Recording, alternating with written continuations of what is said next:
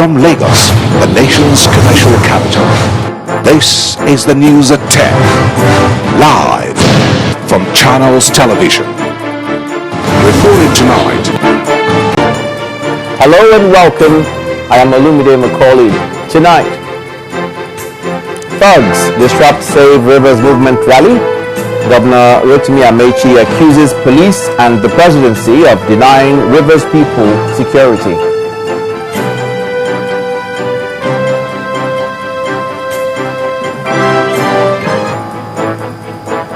Channels Television satellite vehicles destroyed in the mayhem, one camera stolen, staff wounded and some equipment damaged. Plateau traditional rulers ask authorities to be fair in handling communal conflicts. And tens of thousands of Ukrainians pro-EU demonstrators gather in the Ukrainian capital Kyiv in defiance of new laws.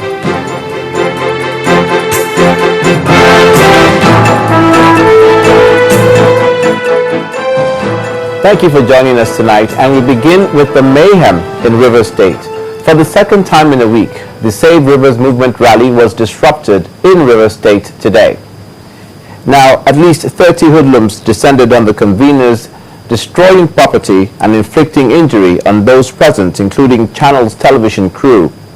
At the end of the mayhem, the Channels satellite van alongside two operational vehicles and cameras were damaged. The violence has been reported to the Rivers State Police Command, and the Governor of Rivers State, Chibuike Amechi, has also reacted to the incident.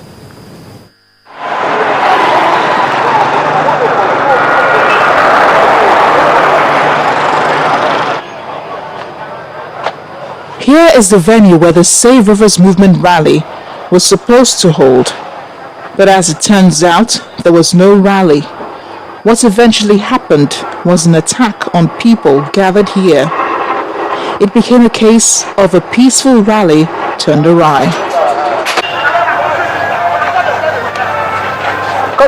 Organizers are still in shock and wonder why anyone would violently disrupt an event meant to sensitize the people. The whole GDI rally and PDP rally all around the state. Nobody has confronted them. Say your own to the people. Allow me say my own. Let the people choose between us who to follow.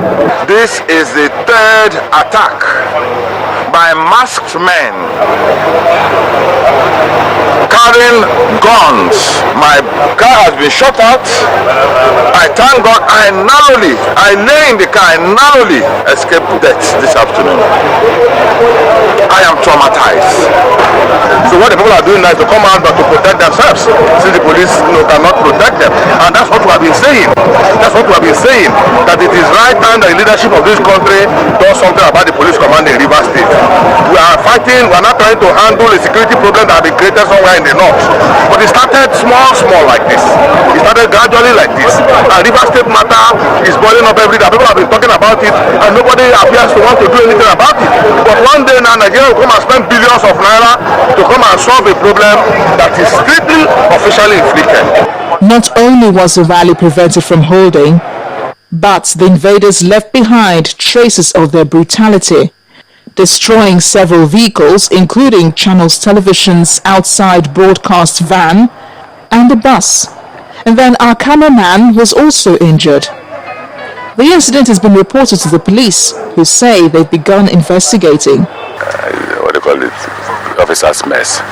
And Mbo declared war against the Rivers State government and Rivers people. He's determined to ensure that they're not protected, and I warned them in advance not to come to protect anybody at the rally. The implication of that means that he knew that there was going to be an attack, and he must have been part of the process of the attack. If he did not, when the people started shooting from far, what did the police do? It shows how desperate the federal government is in this 2015 election. As governor of Rivers State, if we hear gunshots by 4 a.m., we give protection from that 4. We go to look for those who are shooting from 4 a.m. 4 to 6 a.m., then they attacked pressmen and the Corporation Police did not react, did not respond. They attacked citizens. They shot. Here, two persons are lying critically ill in the hospital, which I will have to visit in Bori. And I've told them, but even before I come, they should transfer them to Port Harcourt, so that we'll make sure they don't die. So they want to win presidential election and government election at the cost of human lives. They don't care. And you see, one responsibility government has, and that's the oath of office we take, is to protect lives and properties. There's no oath of office that says I must provide water, light. What the oath of office says is that I must protect lives and properties. And as the President of the Federal Republic of Nigeria, President Goodluck Jonathan owes the Rivers people the responsibility of protecting their lives, and their lives are not being protected. No one is sure what the next step of action will be, but the recent happenings in Rivers State have indicated caution must be considered when putting together any more rallies or gatherings in the state. Meanwhile, the police in Rivers State have been reacting to the disruption of the Save Rivers Movement rally earlier today. The police public relations officer in Rivers State, Mr. Ahmed Mohammed, on a telephone interview with Channels Television, denies any prior request from the group to stage a rally in the first place today in Kana local government area.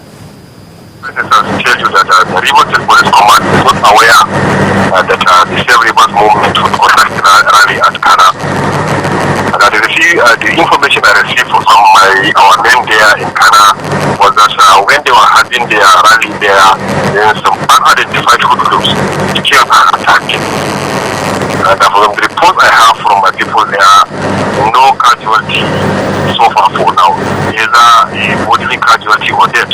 What I'm telling you is that the Rivers State Police Command have not received any letter of classification or request of police for security from the Save Rivers movement. And I want to tell you something. I want to cast back your mind to 4 instances when the Save Rivers movement write and notified the police and requested for the security.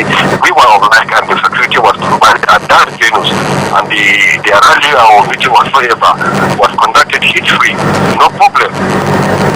How can somebody accuse of police of disrupting their rally when everybody knows that it is the duty of the police to ensure peace and order in the entire country? Let those people that are accusing the police to come out with other evidence showing policemen in police uniform disrupting that meeting or rally. So this kind of statement are baseless and misleading. It's purely a misrepresentation of what happened there. So policemen have no hand in the destruction of their meeting or rally whatsoever. Now let's bring you the account of our correspondent, Charles Aruka, who was among the crew members in Port Harcourt. He says those who damaged Channels Television satellite van and vehicles, including cameras, numbered about 30 people. This time around, it was hoodlums, unknown hoodlums, who first stormed the place and destroyed everything in sight. Talking about the public address systems, you know, they used machetes and cut through all the cables and wires, knocked everything over, and then proceeded to vent their wrath also on the broadcast equipment. Well, the attack happened in 2 waves. First of all, it was the machete-wielding hoodlums who first attacked. They came, about 30 of them. Then later on, about 2 hours later, when people were trying to wrap their heads around what had earlier happened, then a second wave of attack happened, and that's what scattered everything. People took to their heels when gunshots were coming from all directions approaching the venue of the rally.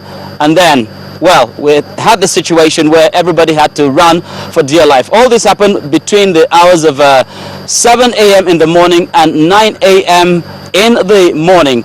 Well, of course, right now we are in the relative safety of Port Harcourt, the River State capital, but we also have our own casualties. Aside from the public address systems that were thoroughly damaged, we also have our own OB van here with the windscreen broken there.